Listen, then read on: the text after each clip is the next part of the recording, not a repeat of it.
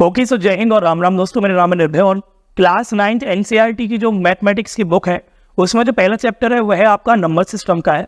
तो उसी चैप्टर की पहली एक्सरसाइज 1.1 में जो पहला क्वेश्चन है आज हम उसको ही समझने वाले हैं। तो वीडियो बहुत छोटी होने वाली है, एक ही क्वेश्चन हम समझेंगे।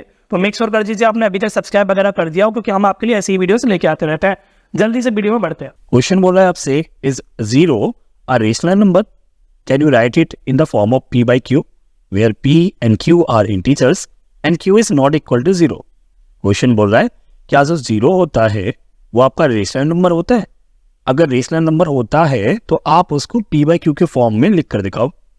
और याद रखना है कि p और q जो है वो आपके इंटीजर्स होने चाहिए, यानी कि +1 +2 ऐसे हो सकता है, या फिर -1 -2 ऐसे भी हो सकता है।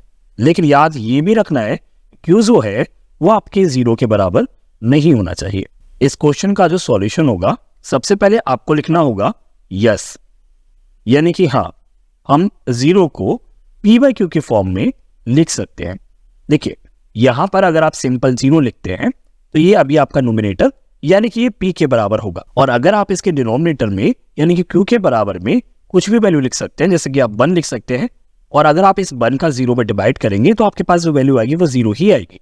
इसी प्रकार से आप 0 को न्यूमरेटर और इसके डिनोमिनेटर में अगर आप 2 लिखेंगे तो भी आप इसे p by q के फॉर्म में लिख सकते हैं, और इसकी वैल्यू अभी भी 0 ही आएगी। इसी प्रकार से आप 0 के नीचे एक नेगेटिव नंबर यानी कि -4 या -6 भी लिख सकते हैं, इसकी वैल्यू भी आपकी 0 ही आएगी। लेकिन याद रखना है कि आपको डिनोमिनेटर में कभी भी 0 नहीं लिखनी है। तो इससे हमें जानने को मिला कि हाँ 0 एक रेशनल नंबर है जिसे आप p by q के फॉर्म में लिख सकते हैं, लेकिन q कभी भी 0 नहीं होना चाहिए। ओके, सो आई होप आपको ये वाली वीडियो समझ में आई होगी। अगले क्वेश्चन को अगर आपको समझना है तो मेक श्योर कर लीजिए आपने सब्सक्राइब कर दिया हो, और जल्दी से हम आपके लिए अगली वीडियो लेकर आएंगे। वीडियो देखने के लिए शुक्रिया, धन्यवाद और राम राम।